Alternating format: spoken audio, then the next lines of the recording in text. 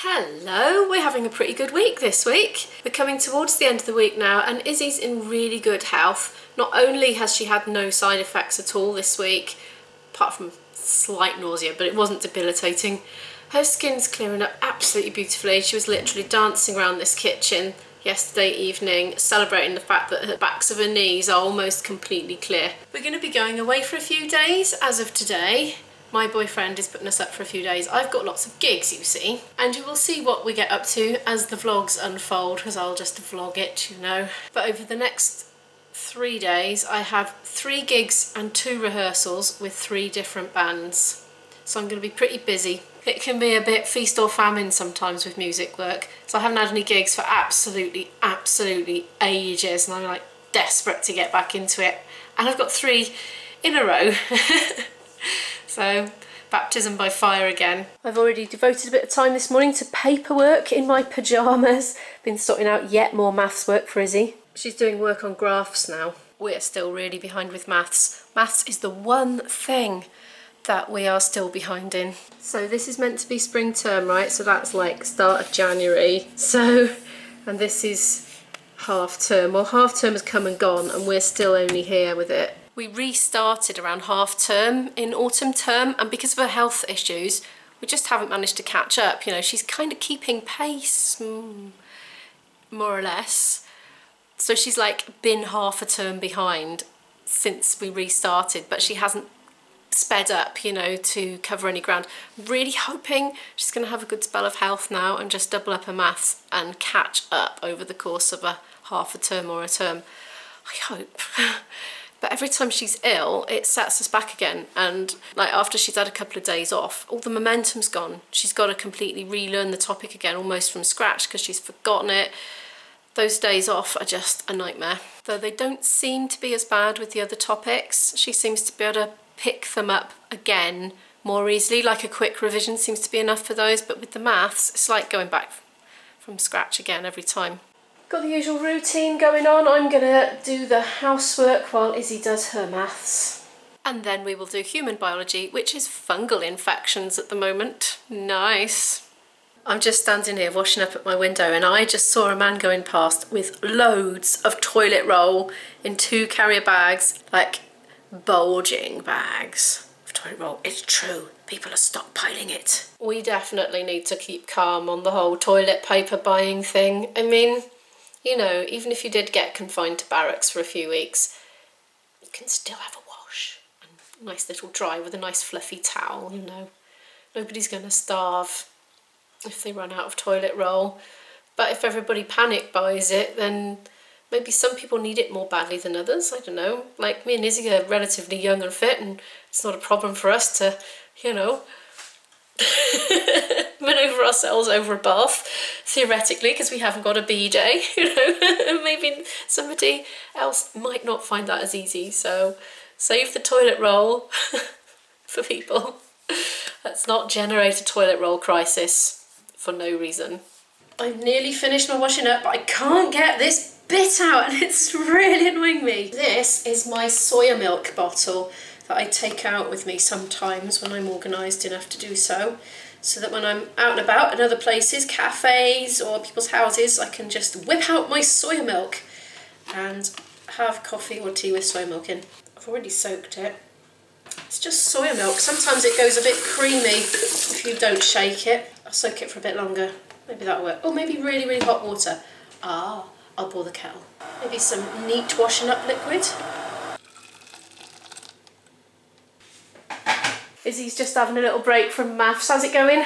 It's doing okay. I'm going to sort her maths sheets out now and put them in a folder. Actually, I think they need to go in her travel maths folder because we're going to be away for a few days and she's going to need to carry on and refer to these notes, I think. So that's what I'll do. I'll put them to one side for now. She's still doing her graphs on ordinary paper. I've just said again, use graph paper. I know it's expensive, but it's okay. We can use graph paper. I bet you can print out free graph paper anyway if you run out. I bet that's online somewhere. My next little admin job is to send Izzy's latest English assignment off to her remote tutor, who will mark it and email it back with corrections and feedback. I've said it before, but our English course is with Catherine Mooney, and there's a link in the description to that. It's not affiliated in any way. It's just for info. I've taken out chapter 9 of the English course to do on the road, as it were, over the next day or two. I don't think we need to refer to any anthologies or previous chapters for this one, so hopefully that's going to be enough. We can access them online remotely anyway. It's just a bit of a pain when your momentum's all flowing and you have to go and get the computer on and find the anthology. It's a bit of a pain, but not beyond the realms of possibility. So Izzy has nearly finished her whole English language course. Just starting chapter 9 now. But for the literature, she's lagging. I think we're only on chapter 4 for that one. And that is because of all the reading. We had to read the whole of Pride and Prejudice, for example, which took ages and ages because it was quite a dense, wordy text. And we had to do a lot of stopping to make sure that Izzy had understood what was being said. And even sometimes I didn't understand what was being said. So I would say if you're doing language and literature, you're going to need more time for the literature just because of the reading. Potentially having college on the horizon is making me refocus a little bit on what we study, because if she does go to college in September, she will be dropping literature altogether. I'd like to definitely carry on at least doing the syllabus for the history and the biologies, because she loves history, she's interested in it, and I want her to know the biology. Even if we skim over the sciencey bits, you know, the formulae and all that, that she's not going to remember anyway later in life. Even if we just skip over those bits a bit, I definitely do want to still cover the whole syllabus with her. But literature, I'm not sure so much about studying the poetry in that, because Isabel is not enjoying it, and I don't feel that it will benefit her as much later on as, for example, knowing the difference between a fungal infection and a viral infection and a bacterial infection, you know. So it's all about choice, isn't it? But she's going to be busy, you know, if she goes to college next year. She still will be doing full-time study, but over 3 days, but then with work at home. So I suppose it's a bit like flexi-schooling in a way. I'm trying not to get too excited about college because last time the funding fell through. But we think we're in with a greater chance this year of getting the funding because of her age, because it's too late for her to go and do GCSEs at school now because she's already a good way into the 2-year course. So hopefully they'll let her go. I'm excited about it because it's the BTEC that she wants to study, which is an equivalent to 4 GCSEs, I think, is very, very specific to what she wants to do in life, and she's absolutely dead set on it. And I just know that she would love every minute of the classes. And although there are written assignments with that BTEC, a lot of the assessment is continuous assessment for practical work, and Izzy's much more into practical than academic. That's her mindset, you know. So I know that she would just have the most rich, vibrant, exciting and wonderful year. So I'd be really excited for her if it comes off. That's what she was supposed to be doing from last September, but they cut the funding 3 weeks before term was going to start or something like that. It was a disaster. In addition to the BTEC, which is the equivalent to 4 GCSEs, she'll also be doing Maths and English GCSE, but those courses are essentially a revision course because they're for people that have not achieved the grades they needed for their college access at school age. So I'm trying to reprioritise the maths, so literature's kind of getting usurped by maths at the moment, as are quite a lot of other things. So she's doing a lot more hours on maths at the moment. I don't know if she's going to have it all covered by September.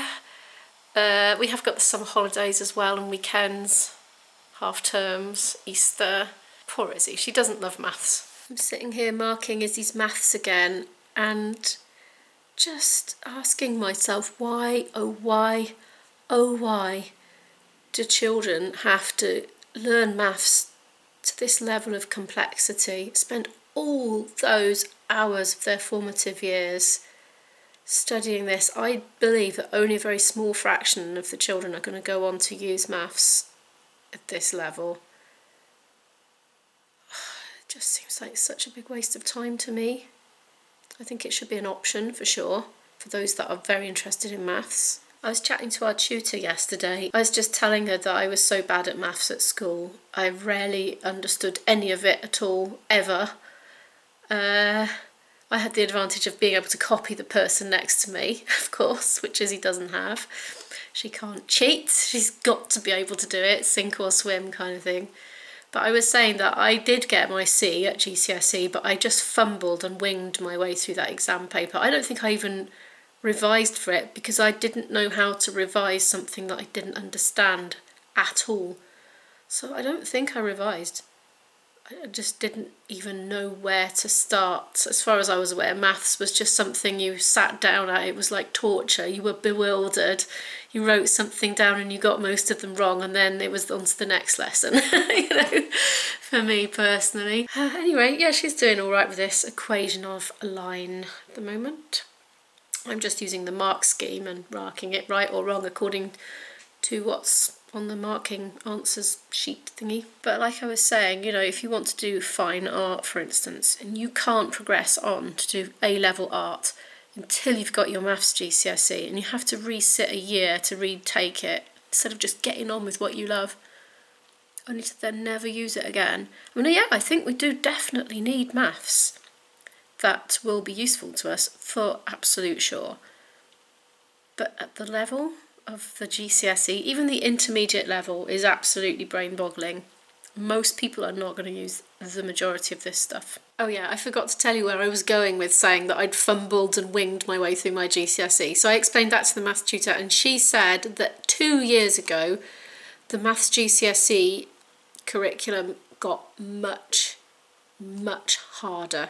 And so if I was to have sat that these days, I would not have been able to fumble and wing my way through that exam and get a C.